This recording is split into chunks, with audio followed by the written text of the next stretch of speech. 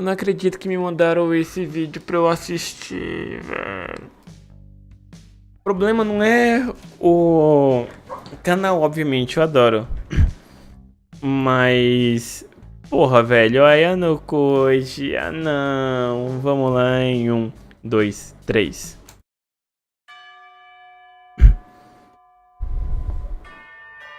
Todos veem tu... peraí. Todos veem o que tu aparentas, poucos sabem e sentem aquilo que tu és. E esses poucos não se atrevem a contrariar a opinião dos muitos. Eu sou Rafael, psicólogo, e talvez eu seja apenas uma ferramenta para vocês. Hoje vamos falar de Ayano Koji Kiyotaka. Bom, tem spoiler só do anime, não tem do light novel e nem do mangá. Inteligente, inabalável, com grande controle emocional. E um exímio leitor de pessoas. Um protagonista muito diferente da maioria. E que é muito admirado justamente por isso. Afinal, quem não queria ser uma pessoa inabalável? Que vai se manter firme, independente da situação. Quase todos os conflitos da humanidade vão acontecer por questões de impulsividade, de reflexo. Você briga com seus pais, você briga com seus filhos, em muitos momentos por uma questão impulsiva. Você briga com seu vizinho na internet por motivos, na maioria das vezes, banais. E depois você vai pensar, por que eu fiz isso? Por que eu falei isso? Tudo seria diferente se eu me controlasse, se eu tivesse essa atitude inabalável que o Ayano Koji tem. Só que tudo isso não é fácil, exceto para o Ayano Koji. O anime Classroom of the Elite não se trata apenas de vida escolar e seus paradigmas. Ou seja, ele traz questões... Caramba! Eu tava vendo o contador aqui, ainda tava tipo 3 segundos pra propaganda e a propaganda entrou. Que isso? Popular, ser aceito. Porém, o anime é muito mais do que apenas isso. É um anime onde cada episódio vai trazer uma reflexão. E muito bem colocado em frases no começo de cada episódio. Ah, tá explicado porque ele colocou uma frase no início do episódio. O personagem principal é o maestro do vídeo, quer dizer. Dessa forma de informação. O Ayano Koji é alguém introvertido, muito introvertido, consegue ler bem as pessoas, pelo simples fato de ouvir mais do que falar. É uma lógica até simples, para você entender o outro, você precisa ouvi-lo. Se Sim, você ouvir mais alguém, isso eu faço você vai entender bastante para tentar entender as pessoas. Você não aprende falando, você aprende escutando. E ele também vai reconhecer bem suas próprias fraquezas, como a falha dele em se comunicar em público e também de falhar em não interagir bem socialmente. Ele também vai admitir quando não tem como resolver determinada situação. Ele se esforça para mudar o que pode mudar e não perde tempo ou energia em mudar o que não pode. E ele percebe muito bem isso. E também é muito difícil tirar o Ayano Koji do sério. Afinal, ele parece não ligar para ofensas, nem para ofensas e nem para elogios. Ou seja, jamais ele responderia uma ofensa na internet. Dá pra gente dividir o Ayano Koji em duas situações. Duas situações filosóficas. O estoicismo para o bem e o maquiavelismo para o mal. O estoicismo é uma filosofia que prega o autocontrole. É uma espécie de desapego de emoções perturbadoras.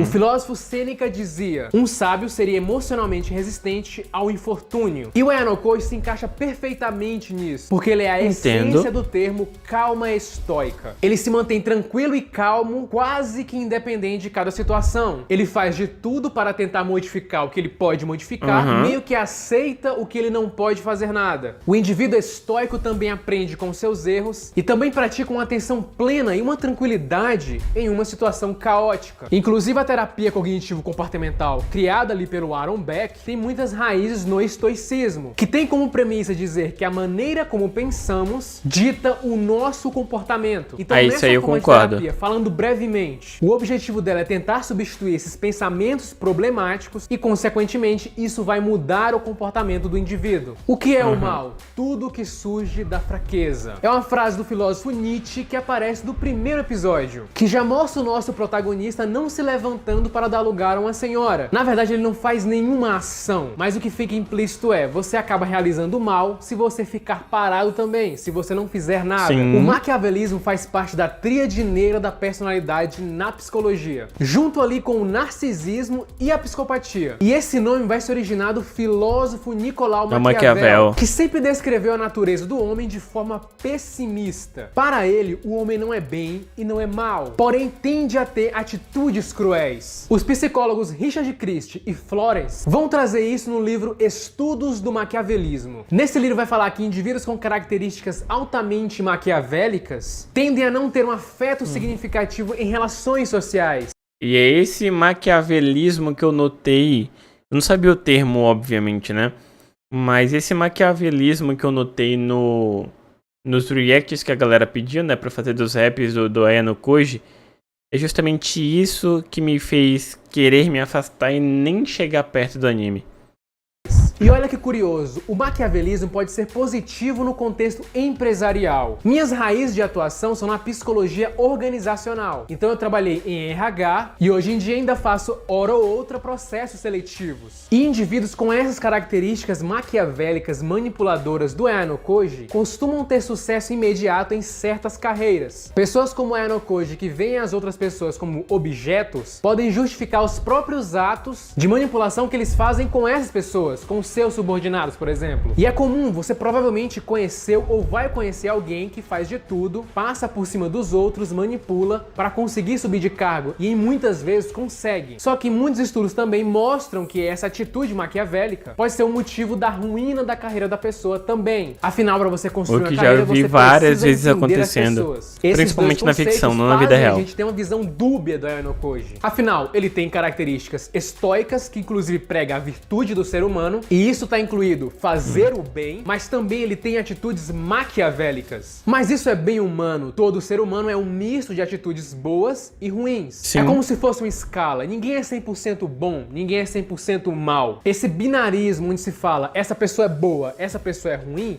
é totalmente utópico. O Aya no Koji não tem emoções? Bom, sim, ele tem emoções. A região ele só da sabia amígdala controlar. é uma das regiões responsáveis pelas nossas respostas emocionais. E como eu falei no vídeo do Rainer, a nossa emoção está ligada à memória. O Aya no Koji, inclusive, se lembra da época da infância. Ou seja, para ele lembrar daquilo, ele teve que ter primeiro alguma resposta emocional. E também para ler pessoas como ele mesmo faz, ele vai precisar imaginar o que aquela pessoa está sentindo. Como o médico neurologista Antônio Damasio mostra em seu livro The Feeling of What Happens, é a emoção que faz alguém tomar uma decisão. Ou seja, o Aya no Koji sempre estava se baseando em alguma dessas emoções. Ou seja, ele sente, porém o grande diferencial é que ele lida muito bem com essas emoções. O Aya no Koji tem a personalidade esquizoide. Pessoas com esse transtorno não têm interesse em relações sociais, preferem ficar sozinhas, são solitárias e não têm interesse em nenhuma atividade. Essas pessoas costumam não ter prazer com nada. Tá, mas isso não seria próximo de alguém introvertido? Pra quem acompanha o canal, como vocês sabem, eu sou uma pessoa introvertida. Porém, alguém com personalidade esquizoide não sente prazer em fazer nada. Eu, por exemplo, tenho introversão, sou introvertido, porém tem muitas atividades que eu gosto de fazer. O próprio canal, se eu tivesse essa personalidade, eu não teria interesse em fazer o canal. E o Aya no Koji tem sim uma motivação que então eu não ganhar. sou assim. Eu vejo ele mais como tendo prazeres diferentes da maioria da sociedade. Ele não é tão consumista, ele é mais minimalista. Como a maior parte da população tem desejos consumistas, vão acabar... Sabia que Naldecon... Cara, aí que tá. Eu não sei dizer se eu sou consumista ou se eu sou minimalista. Porque, tipo... Eu gosto de consumir apenas aquelas coisas que me agradam. Sabe? Se eu vejo que algo não vai ser tão útil assim pra mim, ou que talvez possa se tornar algum desperdício de dinheiro, eu não gasto o meu dinheiro. Boa noite, Alexandre. Eu sou meio... Nossa, eu tava mutado. Eu sou meio que um meio termo, velho.